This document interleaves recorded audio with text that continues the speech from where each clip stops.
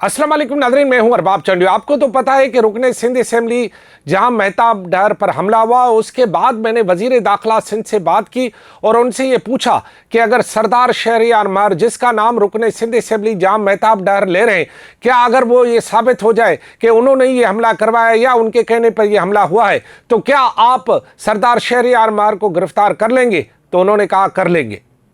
क्या सरदार शहरियार मार गिरफ्तार होगा या फिर कुछ और होगा?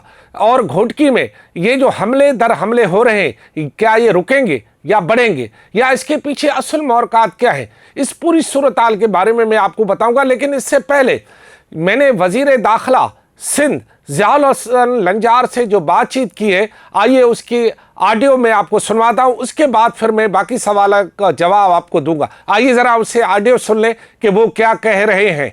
सिंध के वजीर दाखिला ज़ियाउल हसन लंजार साहब से उनसे बात करते हैं। अब एमपीज़ पर हमला होगा?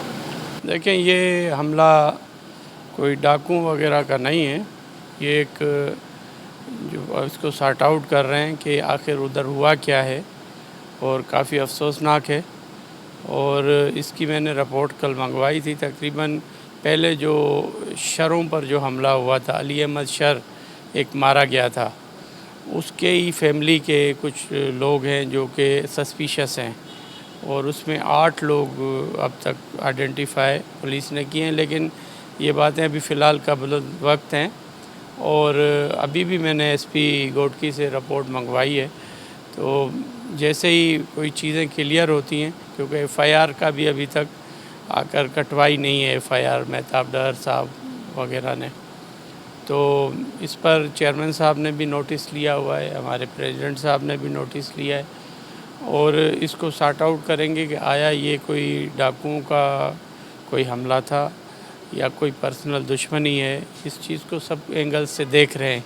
और कल तकरीबन इस टाइम पर ये वाक़या हुआ था 12-1 बजे के करीब।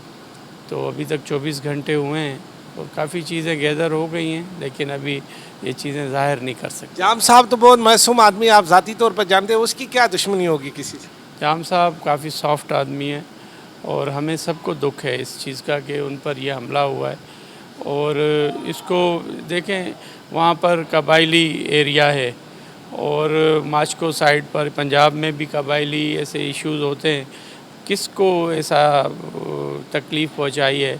जो जाम साहब मेरे ख्याल में इस किस्म के आदमी नहीं हैं कि किसी को वो तकलीफ़ पहुँचा सकें, और उम्मीद यही है कि जो भी जवाबदार होंगे उनको बहुत जल्दी उन्होंने सरदार शर का नाम लिया है, शहरियार सर का प्रेस कॉन्फ्रेंस कर दी है। आप गिरफ्तार क्यों नहीं कर रहे? एक बंदा कह रहा है मुझे उसने हमला करवाया। देखें, बात करने में और एविडेंस में फ़र्क होता है।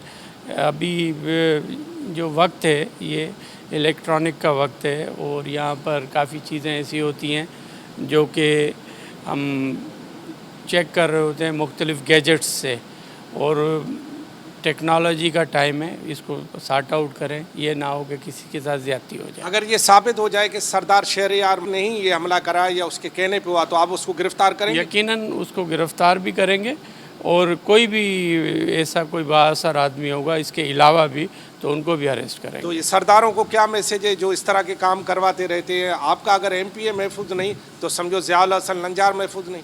देखिए, सरदारों को मैंने पहले भी मैसेज दिया है। हमारा एक क्लियर स्टांस है कि किसी को भी लॉ एंड ऑर्डर ख़राब करने नहीं देंगे, वो कोई भी हो, फिर वो चाहे ज़ियाउल लंजार हो या कोई और सरदार हो वहाँ पर, लेकिन सब एक है, और पाकिस्तानी शहरी हैं, सिंध के शहरी हैं।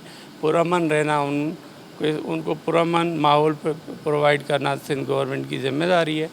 और इसीलिए ही आपने देखा होगा कि कश्मीर में, शिकारपुर में, जैकबाबाद में बग़ैर किसी उसके हम कार्रवाइयाँ कर रहे हैं, और घोटकी में ये काफ़ी दिनों के बाद पहला वाक़या हुआ है जो इस किस्म का, और मैं समझता हूँ कि ये आपको बहुत जल्दी हम सॉर्ट आउट करके दें। सरदार आपकी वार्निंग को अगर न माने तो आप क्या करेंगे सरदारों को? तो कानूनी कार्रवाई करेंगे। आप समझते हैं फिर सरदारों के साथ क्या हो सकता है? सरदार डर जाएंगे आपकी बात से? सरदार तो बड़ा नाम है, और जो क्रिमिनल्स हैं, अच्छा, सरदारों में जो क्रिमिनल्स है वो नहीं, सरदार तो क्रिमिनल नहीं हो सकता। अच्छा, क्यों नहीं हो सकता?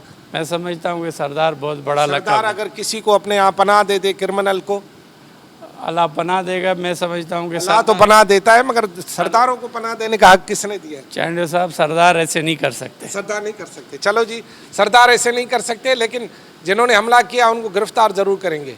ज़ियाउल हसन नज्जार वजीर दाखिला सिंध की ऑडियो आपने सुन ली। उसमें उन्होंने सरदारों के बारे में क्या कहा, शहरियार महर के बारे में क्या कहा, जहां महताब डर के बारे में क्या कहा, वहां कुछ जो हो रहा है वो क्या कहा। लेकिन उन्होंने ये भी कहा कि ये हमला जो है वो धाड़े लो, यानी सिंधी में धाड़े लो उर्दू में कहते हैं, डकैत उन्होंने हमला नहीं किया। यानी ये हमला किसी कच्चे के डकैतों ने नहीं, पक्के के डकैतों ने किया है। समझ गए ना आप?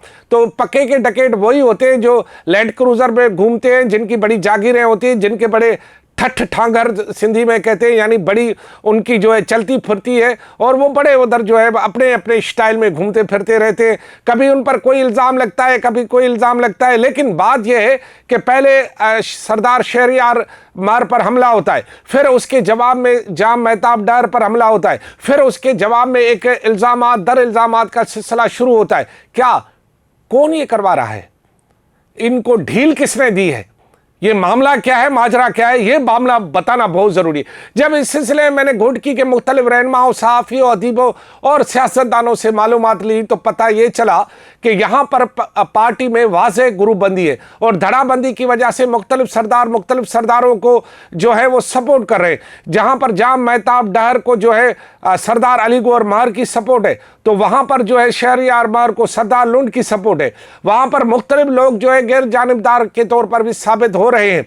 हाल ही में हमें यह पता चला है कि हालिया इलेक्शन में जिस तरह सरदार लुंड और सरदार महरों ने अपनी अपनी पसंद के अरकान असेंबली को मुंतखब करा के पाकिस्तान पीपल्स पार्टी के टिकट पर इलेक्शन लड़के ही पाकिस्तान पीपल्स पार्टी को शिकस्त दिलवाई, उसके बाद पार्टी दोनों से नाराज है और दोनों के इंतजामी मामलात में ज्यादा अमल दखल नहीं है। हालिया एक MPA के कत्ल के बाद जो इल्जाम लगा, और उसके बाद फिर पार्टी का रवैया भी बहुत सारा सामने आ गया। इस वक्त घोटकी की सियासत का मामला यह है कि जिस भी सरदार पर पार्टी हाथ रखती है वो आगे चलकर पार्टी के साथ हाथ कर देता है, जिसके नतीजे में अब पार्टी ने किसी भी सरदार पर हाथ रखना छोड़ दिया है, और वहां पर अब सबको एक आंख से देख रही है पार्टी बराबरी के बुनियाद पर। लेकिन इसके बावजूद झुकाव होता है, क्योंकि झुकाव होने से यह होता है कि जिस पर भी वो हाथ रखते हैं वो आगे चलकर जिस पर भी पार्टी हाथ रखती है वो वही पार्टी को आंखें दिखाता है। ये वही चलता रहता है। घोटकी का ये मिजाज है, कोई नई बात नहीं। घोटकी में वफादारी, बेवफाई, दगा,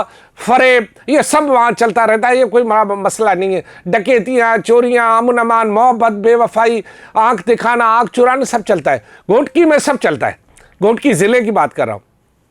तो घोटकी की सियासत का यह आलम है इस वक्त के पार्टी ने किसी को भी अब इस वक्त धड़ाबंदियों के नतीजे में सुना ये है कि पार्टी किसी भी सरदार का SP नहीं रखा रही, पार्टी किसी भी सरदार को इजाज़त नहीं दे रही कि DC उनका हो, पार्टी किसी भी सरदार को इस तरह आगे नहीं कर रही कि वो पूरे ज़िले पर कब्जा कर ले, क्योंकि माजी में ऐसा हुआ है जिस पर हाथ रखा उसने ज़िले को कैप्चर किया और फिर चैप्टर ही बंद कर दिया पार्टी का। पार्टी को फिर नए सिरे से काम करना पड़ा। इस दौरान अभी ये पता चला है कि जो पिताफी और लोंड में काफ़ी इख्तलाफात थे, क्योंकि वहाँ पर पिताफी को हरा दिया गया था। अब जो है वो एक फायर ब्रिगेड का काम करते हैं धारे जोज वहाँ पे। तो सुना है कि धारे जोज को ये कहा गया है कि आप पिताफी और लोंड को बिठाएं, क्योंकि मौजूदा सूरत हाल में एक ही जो है वो फैक्टर है, धारे जो फैक्टर जो खुसूसन खुद को गैर जानिबदार रखने की कोशिश करता है। हालांकि मुख्तलिफ वक्तों में उन्होंने भी मुख्तलिफ लोगों पर हाथ रखा था, जैसे कि एक हाथ मशहूर हुआ था लाखों का, उसके बाद फिर लाखों उन्हीं के हाथों से निकल के किसी और के हाथों में चला गया। फिर उसी पर इल्ज़ाम था कि जी उन्होंने सरदार शहरियार महर पर जो है वो हमला करवाया था। फिर उस पर भुगटी SSP ने स्टैंड लिया, फिर जो सूरत हाल बची। लेकिन अब क्या होगा? अब ये जो इल्ज़ाम दर इल्ज़ाम लग रहा है, हकीकी तौर पर अगर देखा जाए तो लड़ाई में, पावरफुली में, हथियार में, कबाइल में, सब में जो है सरदार शहरियार महर जो है वो बहरहाल जो है वो उससे ज़्यादा ताकतवर है जाम महताब डहर पर। लेकिन जो लोग ताकतवर नहीं है, क्या उनको वहाँ पर जीने का हक नहीं है? सवाल ये है। जो लोग ताकतवर नहीं है, क्या वो घोटकी छोड़ दें, वो ज़िला घोटकी छोड़ दें, वो जो है सरदारों को रहम करम पे रह जाए? मैं किसी सरदार के ख़िलाफ़ नहीं, न किसी का हामी हूँ, मैं किसी लोफर का हामी नहीं, ना मैं किसी शरीफ के तरफ से बंदूक लेकर खड़ा हो जाऊंगा। सिर्फ मैं इतना अर्ज कर सकता हूं कि घोटकी ज़िले की सियासत में ये जो सरदार गर्दी है, इसी के पीछे सारा काम हो रहा है। ये सरदार गर्दी घोटकी में बंद की जाए, सरदार बड़े एहतराम के लायक है, आई लव यू। लेकिन जो ये डकैतों, लोफरों, को पनाह देते हैं और उन्हीं के जरिए बदअमनी करवाते हैं, ये सिलसिला बंद किया जाए। हकीकत को हकीकत कहें, अल्लाह के पास भी जाना है। बहुत सारे सरदार थे जिनके नाम दीवारों पे लगे हुए, वो अब जिंदा नहीं, अल्लाह को प्यारे हो गए, उन्होंने क्या छोड़ा? तो आपने नहीं जाना अल्लाह के पास यार, खुदा को मानो। ये क्या आपने हमारी सरजमीन को जो है बना के रखा हुआ है।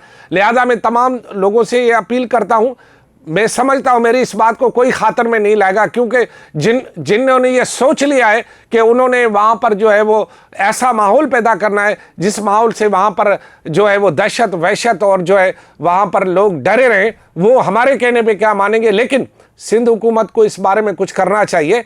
ऐसा ना हो कि कोई तीसरा वाक़या हो जाए और तीसरे पर इल्ज़ाम लग जाए, इससे पहले कुछ हुकूमत को करना चाहिए। बहरहाल वज़ीर दाखिला की बात आपने सुन ली, हमने भी अपना लुकमा दे दिया, अर्ज़ दे दिया, बाकी वो जाने और उनका रब जाने। जो क्योंकि हम तो सिर्फ अर्ज़ ही कर सकते हैं भाई, अर्ज़दारी हमारी कबूल हो जाए, दरख्वास्त हमारी कबूल हो जाए। आपकी ये जो आपकी सल्तनत चल रही है भैया, चल रही है ना आपकी सल्तनत, ये सल्तनत ज़्यादा नहीं चलती है। जी हाँ, बादशाह अकबर की भी सल्तनत नहीं चली ना चली ना, तो आपकी क्या चलेगी? दुकान बंद करो और शराफत से रहने का सलीका सीखो। खुदा हाफिज़।